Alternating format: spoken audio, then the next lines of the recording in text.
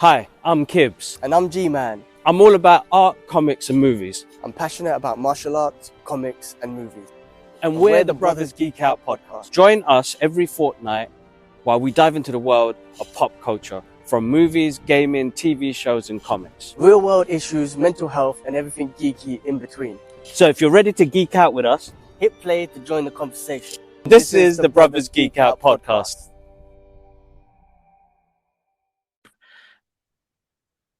I keep forgetting to press record, and we could have a really good conversation. And 20 minutes into it, I'll be like, "Oh my god!" I used to run a podcast back in the day, and we'd always forget that. And half the decent convo was just us lads catching up. It was nuts.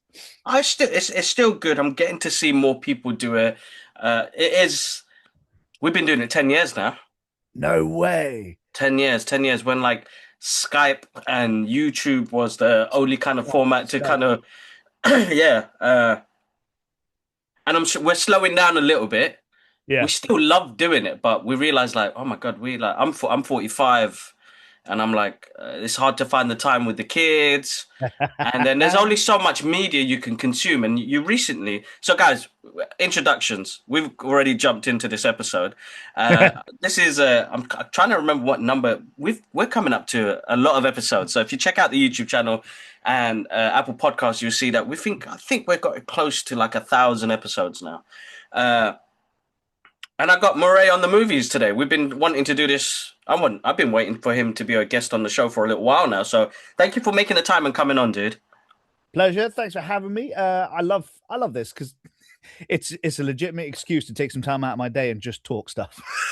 and drink coffee. Yes. Oh yes. And drink coffee. I've got a mug that one of my students gave me, which is really cool. Oh, nice. Cobra Kai. Yeah. Strike first. I did. What did you think of the show? I loved it. I thought it was cheesy as hell. And the martial arts got better.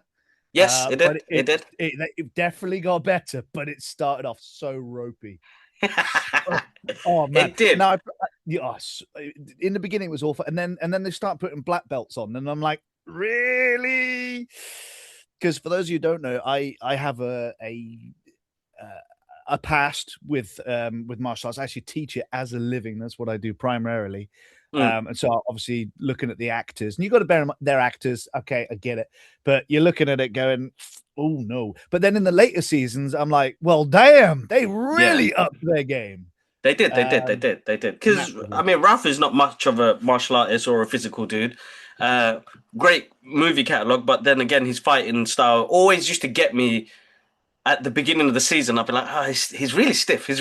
But then he kind of loosened up. Johnny's really good, though. Johnny was always really good. Still good. But again, correct me if I'm wrong, but I think Johnny, the actor, he actually does martial arts, and obviously Malfracchio doesn't. No, that's right. That's right. And it comes across. You can see definitely. It. The cheesier for cheese. I loved it as well, dude. Soundtrack and all and everything. It's like absolute, just pure joy, to be honest. Like I miss being able to do that, and because of what we do on socials, people have started to, I don't know, it's a weird one at the moment now, because I always tell people, like, as much as this is my own opinion and this is what I enjoy, doesn't mean you're going to enjoy it, and you don't have to rip me to bits in the comments. But like there was what is it at the moment now, the Michael drama at the moment, so Crit is slating it. But the audience are loving it, and that's what it's for. It's for the audience. All the drama that comes along with it is quite difficult, but it's like just enjoy it for what it is. It's like what was it? Commando. I was watching that the other night, and my wife was like, yeah, and she was like, "Why are you watching this film for?" And I'm like, no matter what, and I don't question the logic of the madness.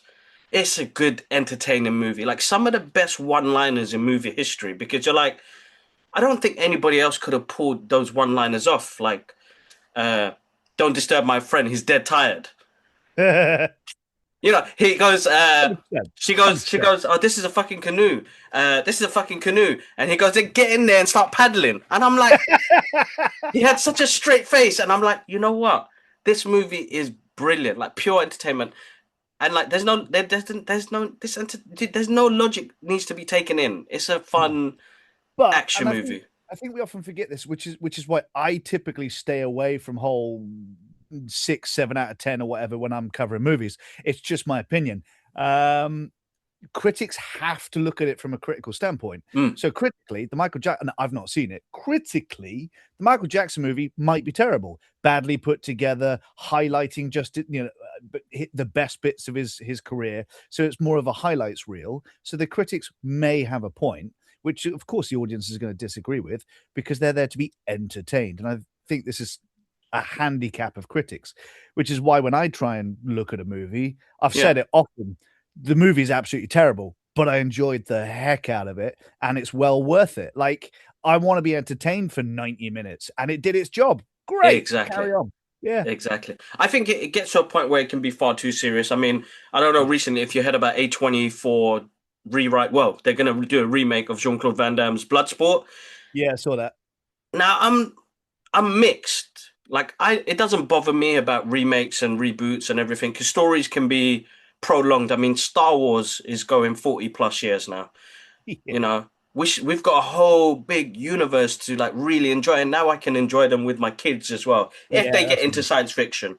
But I'm like, I'm an era where I'm kind of like, wow, I could still go to the cinema with my dad and go watch Rambo 7. and there's a generational connection there. I don't know. I feel like people have taken the fun out of it. Forget the critics, but the audience, I've noticed some of the audience, they can take it to such an extent where it's like, wow, it's not that deep. It is not that deep. Yeah, and again, we're talking about entertainment's industry, and people do take it way too seriously. Now, obviously, you've got the argument that, well, it's also art as well. And I'm like, yeah, movies can be art, and movies have been, and they take themselves really seriously. And so we don't we don't judge Schindler's List by the same barometer that we judge Commando. Like, they're not even in the same wheelhouse. They just so happen to have picked the same media, movies. Yes. It's like trying to. This is why I don't like comparison, which is ironic given what my entire channel is about. But you can't compare like Lord of the Rings, the book, to Cat in a Hat. They're both books. They're totally they're not even for the same demographic. So the same goes for movies. There's no point. When it comes to remakes, however, I would prefer that they remade movies that had an audience but were not received very well back in the day. So they were a bomb or they didn't get wide distribution, but they were entertaining or good movies. Remake those, the ones that were failures. And if you want to remakes, if you want to remake something like Bloodsport, why not just make another franchise? And I get it, it's IP recognition, you got a baked-in audience, but you don't need Bloodsport to create a movie about a fighting tournament. No, like, you don't. Do your own thing. But it's marketability, isn't it? But I'm afraid because for me, it's more like I adore that movie. That movie again, like, just you can't get that same charm again. Like, it's lightning in a bottle. It's like Back to the Future. You can't replicate that. I have a hard line on Back to the Future. You do not remake that. Like, they won't. I met Bob Gale a couple of years back, and I asked him because I've always read what he said. He goes, never. He said, I've got a T-shirt where it says, "Can never remake Back to the Future again." They can't. It's lightning in a bottle. Like, how do you? Like, I've seen the clips that they did with the AI clips they did with Tom Holland and Robert Downey Jr.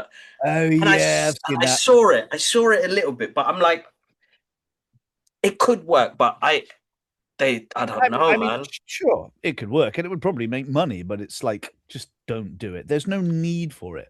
No, definitely not. But again, as you said, the industry right now, like, is so oversaturated with a lot of sequels and remakes that this is what, like, I feel like original ideas are very hard to come by right now. So, like, when I do watch an independent movie, I'm like, man, that was entertaining. Like, we don't get that on the big screen. Like, this is why I was really happy that Markiplier's Iron Lung did really well. because it showed that, yes, it's based on a video game, so it's an existing IP, but it was an independent video game. That didn't have a massive audience. We're talking Yes. hundreds, maybe thousands of people played that game. I That's hadn't right. even heard of the game until the movie came along. And Markiplier made it himself, I think, over 3 years. Now, obviously, he's a YouTuber. He had a bit of money behind him. I think it cost about 3 million to make, which by today's standards is nothing. Exactly. And called up the cinemas himself, got a couple of chains on board, so ended up self-distributing it across America, and then ended up getting worldwide distribution without a distributor. Come on, that's incredible. And then made millions, like absolute millions. Hollywood has got to look at that and go, do we need our distributors anymore? Like, they're just taking money that we don't really need. If we got our own independent deals with cinemas can carve their own deal that means that they actually make money and survive. Yes. And as much as I hate to say it, you cut out the middleman, and half the world is a middleman these days. So I get it. You don't, if you're in that position, you don't want to lose your job. Yes. But I think it means that you've got to work harder for your client. Your client is the studio that made the film, or the independent that made the film. That's right. And so I think Markiplier's Iron Lung has really kind of kicked up the dust a little bit, which is good. Like, the industry needs it. It's been relying on definitely IPs and franchises for too long. And a lot of people say Marvel kicked it off. Marvel was just the most popular. Franchises have been around for decades. Decades. Big time. But next one that I'm looking forward to, this independent, again, based on, well, it's based on an idea that was turned into a video game, is The Backrooms. Oh man, really looking forward to that. So The Backrooms is based on an idea on 4chan from years ago. Okay. And it's basically what happens if you glitch out of reality, like a video game character glitches through a wall. What happens if you glitch out of reality and you find yourself in a new reality, and you find yourself in the Backrooms? And I won't say too much about it because there's lots of different ideas, because the internet built on the ideas from this one thread on 4chan. And so there's lots of different mythologies and laws around it. But it's an independent movie. I think it's A24, based on an idea that was turned into video games. And they managed to get Chiwetel Ejiofor on board with this tiny little movie. And I'm like, so now we've got, in my opinion, Chiwetel Ejiofor is a star. Like, ever since Serenity, and he played the bad guy in that, or rather he's neutral. I was like, that dude is incredible. So I've loved him since then. But they were able to attract a mainline actor to this tiny little project. Okay, good. This is the direction we want to go in. We want to see our actors 100%. In interesting movies.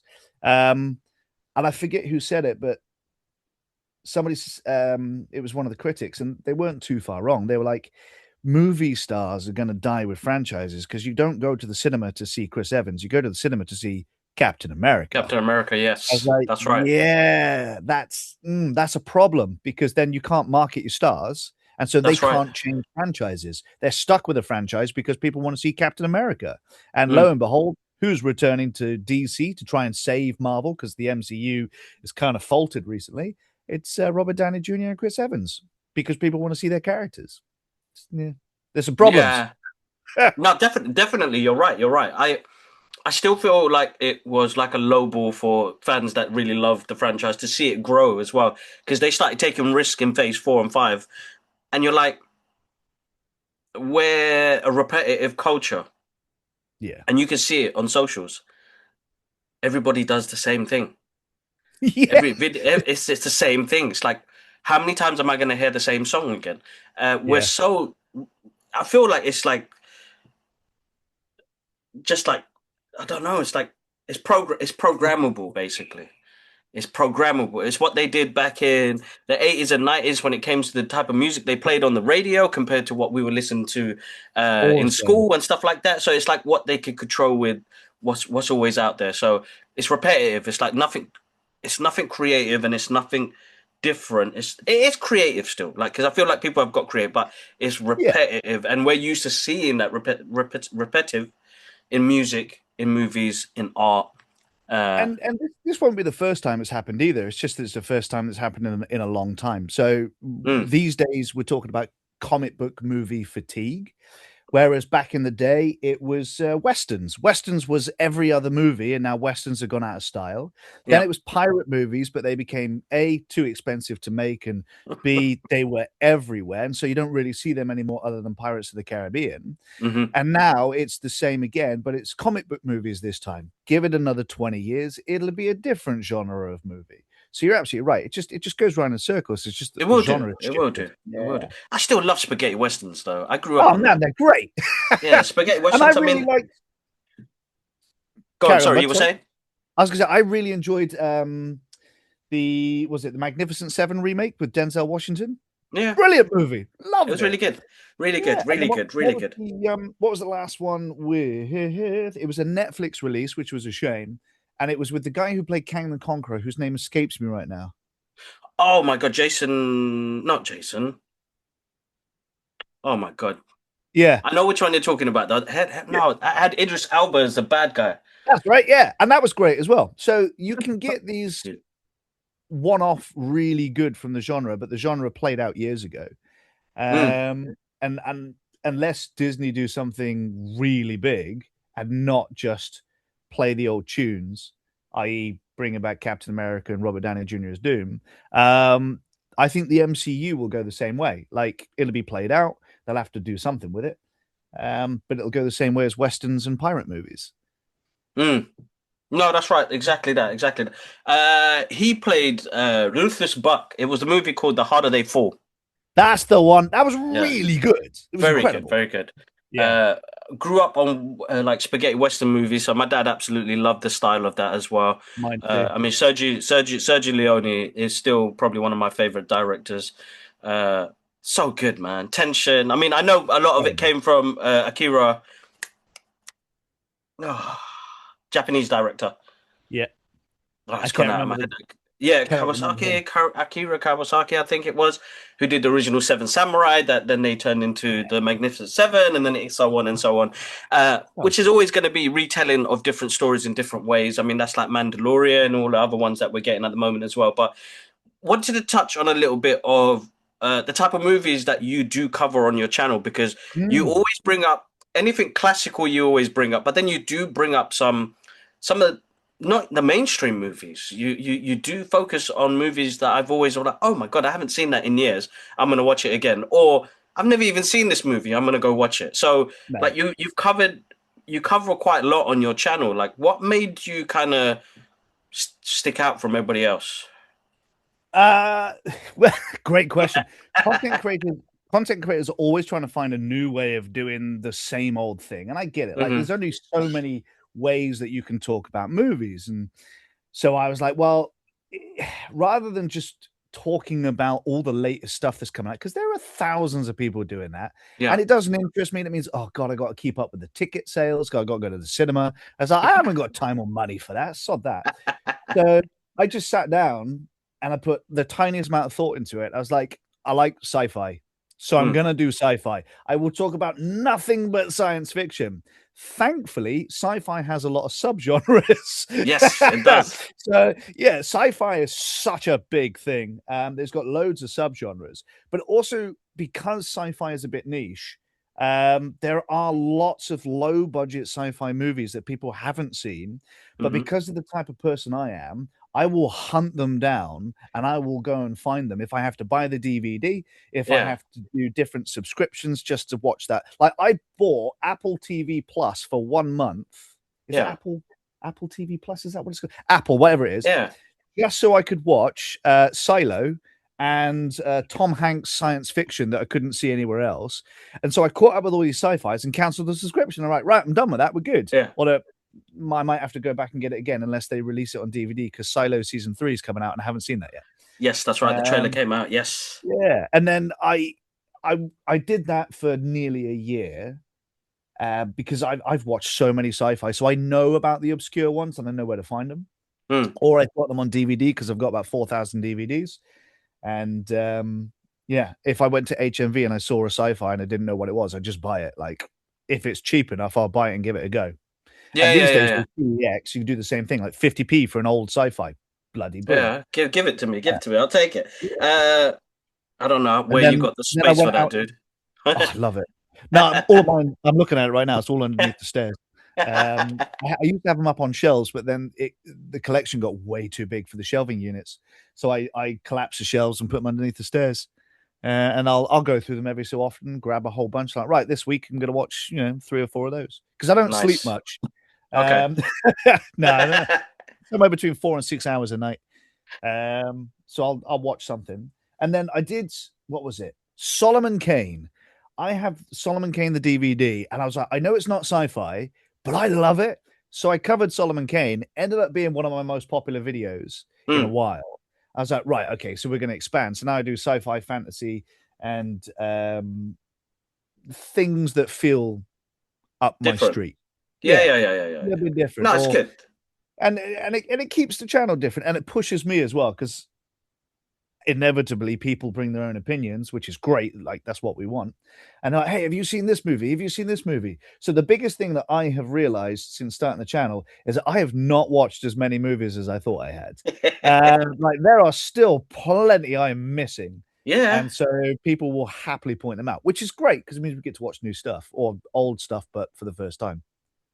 No, that's absolutely amazing. I think we've got an abundance of science fiction, fantasy, well, just film in general that we haven't seen. Like, I've suddenly gone back into getting back into my martial art movies again, and I think that's because of like what they said about Bloodsport. I was like, I really loved that movie. And my dad was a kickboxer. I learned martial arts because of him. He was a sensei. That's cool. Mugendo, so kickboxing was the thing. So I grew up with Jackie Chan and Jean-Claude Van Damme, and I was like, man, I want to ass like that, and I want to do the splits like that. For me, it was a Power Rangers. So born in the 80s. Born in the 80s, growing up in the 90s. And I think Power Rangers started, I think it was 1992, the Mighty Morphin Power Rangers. And I watched it for the first time back in the early 90s. I was hooked on martial arts ever since. So I went out and I was like, right, I got to find all these martial arts movies. And thankfully back then, my dad had a collection of westerns and martial arts movies in his VHS collection. And so I was like, right, I'll just sit down and watch all them. So I was watching like Cyborg and Bloodsport and a whole bunch of Steven Seagal movies, like from the age of about 8. and I was hooked. I was like, right. And I started practicing like spinning kicks and all sorts in my bedroom. Cracked many a bone on the furniture. But never stopped, and eventually got myself into a proper school and learned the real thing. Nice. That's good. That's good on you. Good on you. Yeah. We're a family of martial artists now. My brother went into traveling and MMA and amateur fighting and all the rest of it. My younger brother and sister, they were like, I think I'm done. But me and my middle brother, we continued it, and we do it now. I teach the girls now as well. Nice. I feel like it's something really cool to kind of pass down onto them as well and give a discipline and help with, like, it really did help out. But yeah, I'm going through that phase right now. I watched Rumble in the Bronx last night, and like Jackie, I feel like Jackie was like peak. Yeah. I don't know. It was like really peak. Like, even the direction, like, it's a corny, cheesy movie. There's some one-liners in there. I'm like, how did they even get away with that? Because like now you'd get ripped to shit for it, and it's like. But it worked, and it worked for Jackie. But some of the stunts he pulled off, and man, his kung fu was like, when he was working with the dummy, I was like, his Wing Chun was really good in that scene, and I was like, oof, I want to be able to. I practiced it for like a couple of months. I remember just before COVID kicked in, and then they had to close the school down. But I remember going every week, and I was like, oh my god, like my forearms were destroyed. But I remember taking on the kata and like still practicing it now when it comes to like my breathing techniques, and like I suffer chronic pain, so it really helps out with the pain that I suffer on a daily basis. That inner chi, man, that inner chi really is like something that I think people should know about. Like, you don't realize what you can manage without taking any kind of Western medication and things like that, by just control over what you can do physically and mentally as well. There are days, I maybe have to jump on that ibuprofen, but other than that, like the common cold, no, you can fight through that. We have ginger, we have garlic, we have all of these things that can help you. But remedies that we've forgotten about because we rely too much on pharmaceuticals these days. Yeah, that's it's quite a lot. It's quite a lot. But yeah, anyway, without going into that side of things, I want to talk about Event Horizon because it's one of my favorite films as well. And I remember, I think that's how I probably came across your page, and you were talking about Event Horizon. I was like, oh my god, this movie was so good to a level where So it good. wasn't just the science fiction, the horror, Sam Neill, Lawrence Fishburne. You're like, oh my god, like this is like brilliant. We will never get movies like that again. Impossible, absolutely. Like and they sort of tried.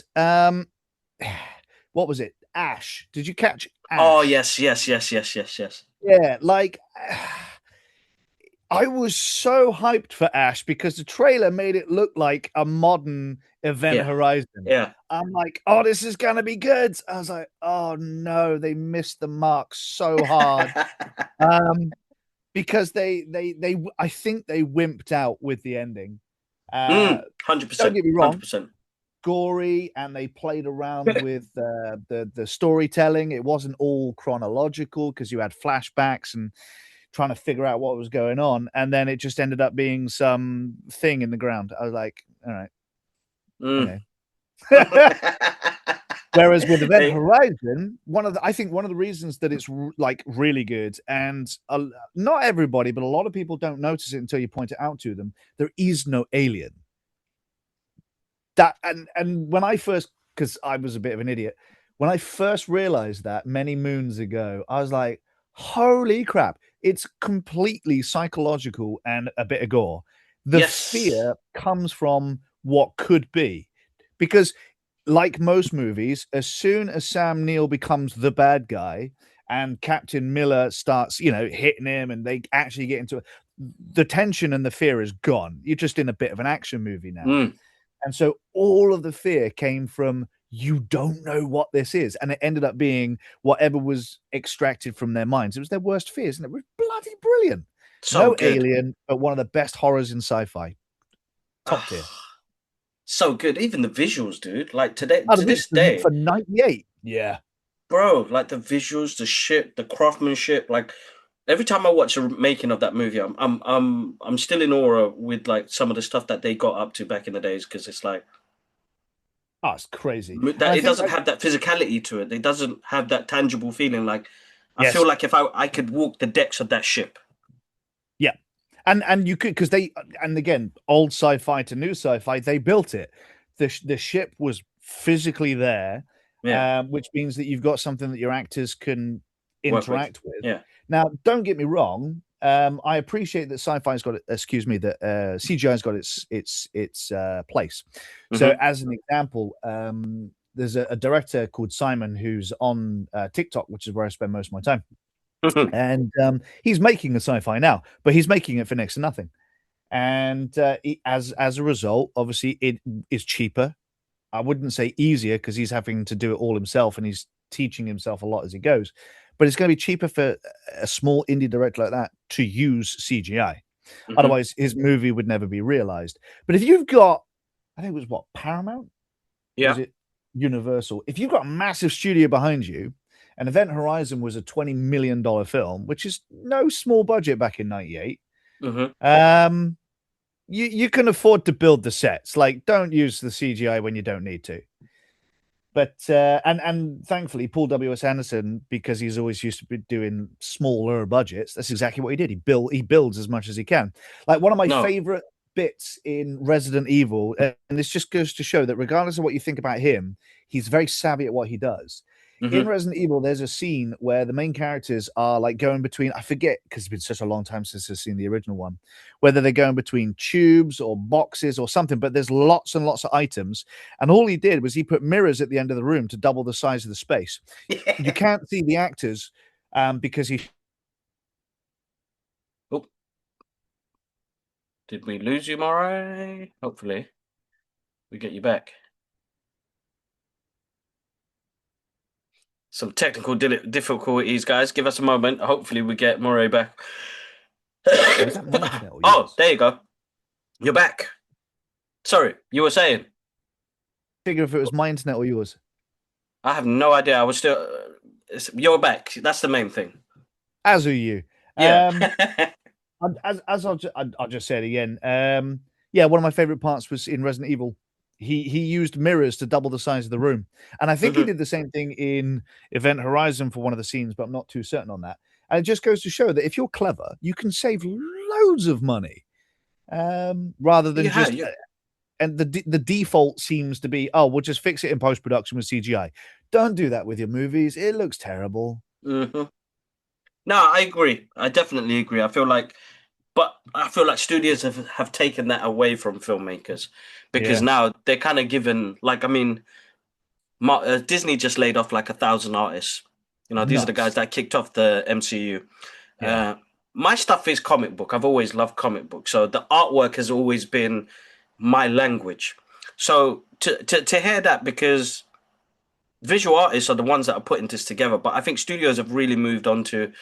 I know it's going to go to AI. I know it's going to go to that yeah, because it's just easier cheaper. to do. They do previous videos, which they were doing from before already, and they already had the director say, "Look, these are the action scenes that we want in the movie. You need to work around all of that, basically." And Yeah, it's like, oh, like they're constructing as along the way where movies back then they had a different. It's like Ridley Scott's Legend. Like oh man, what a I know film! that was studio shot, but it looks beautiful to this day. Like it's a great film. I mean, I love the visuals to that film.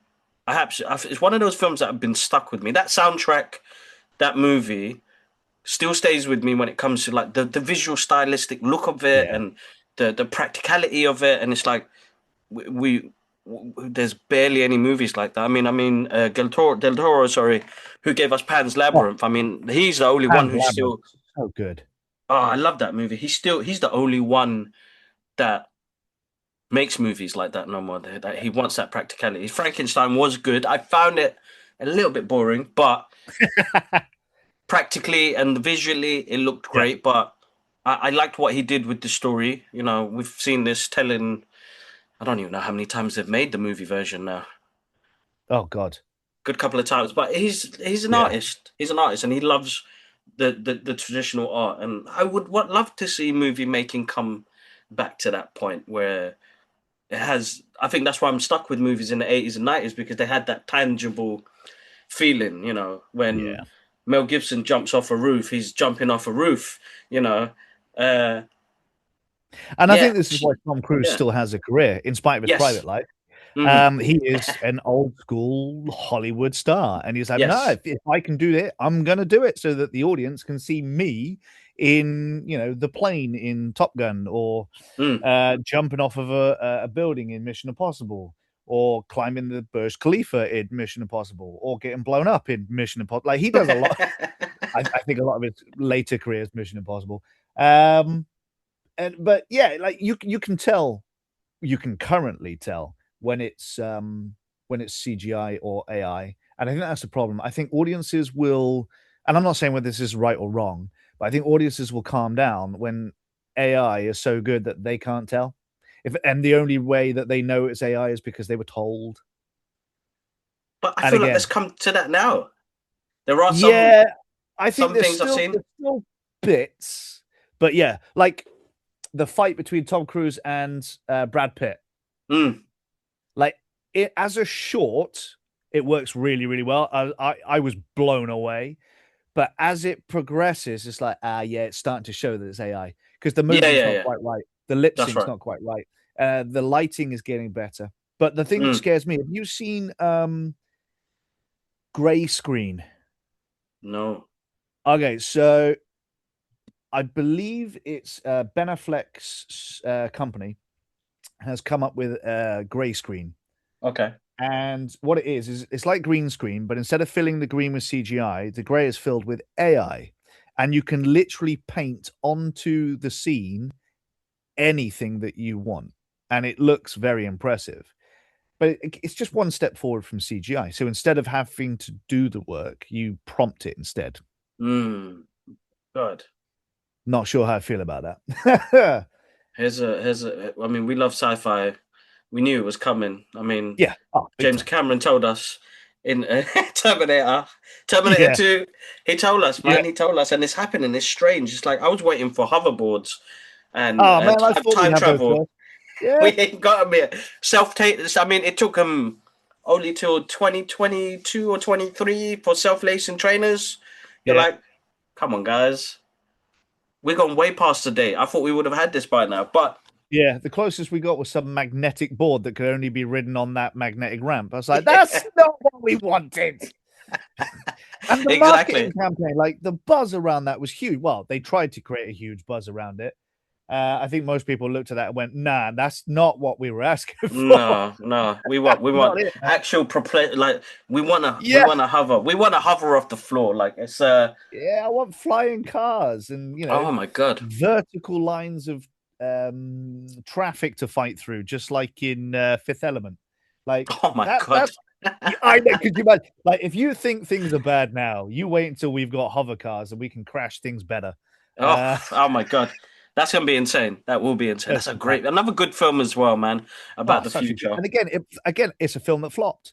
It's a fantastic movie that made, I'm not going to say no money, but it was a commercial failure. But the importance of DVD mopped up on DVD and home theater or home cinema, which is what a lot of movies can't do these days because DVDs are on the way out.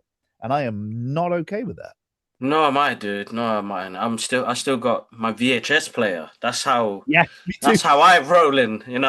Every time it breaks, I get another one. But I've learned to kind of technically fix it because I remember my dad back in the 90s, like messing with it, and I was like, you know what? If he's worked on it, I can work on it. And I'm not going to convert. Like we got thousands of tapes. Like I'm not going to convert all of them to DVD. It takes far too long, and I'm not paying £25 a pot as well. If I can watch it on a good, I think I've got 3 of them that are working at the moment now. Nice. And every time I walk past like a secondhand shop, I always ask, "Do you have any VHS players?" Yeah. Always. It's like one of those things. My wife would be like, "We're on holiday. Why are you asking that for? You can't put that in your luggage." I'm like, "I don't care. Like, I need a VHS player. I want to like have a room full of just VHS players, just in case. Just in case." You've got to have small TVs as well, because I tried to hook up my VHS player to my big TV here, and the quality of the it's terrible because it doesn't upscale. I was like, of course it doesn't. Totally forgot about that, because DVDs in the 4K player, they upscale a little bit. It looks kind of nice. Yeah, but VHS, it does. Nah, it's a difficult one. All right, Murai, thank you so much for coming on to the show. I won't keep you any longer. Plus, I got to go to an appointment as well, but it's always a pleasure to catch up with you, even if it's online or finally getting you on here. But yeah, where can the people find you, dude, before we log off? I'm on TikTok, Murray on Movies, and I've just started a YouTube channel under the same name. There's nothing up there at the minute, but I'll be doing longer form content because I love movies, and I think the biggest problem with TikTok is it's very short form content, and so I'll be going into a bit more detail. So yeah. Awesome. There we go. TikTok and YouTube. All right, guys. Awesome. Thanks again, dude, for jumping on. Pleasure. Cheers, bud. Take care. Have a good day, man. Thanks again. Awesome. Okay, let me press stop on that. Thanks for watching, and make sure you follow us on all our socials. You got X, TikTok, Instagram, and Threads, and do subscribe to the YouTube channel for more of the long form content and the breaking news. Also, guys, if you guys are on the commute, you can find us on Apple Podcasts, Amazon Music, and Spotify. And there's some more videos for you guys to watch.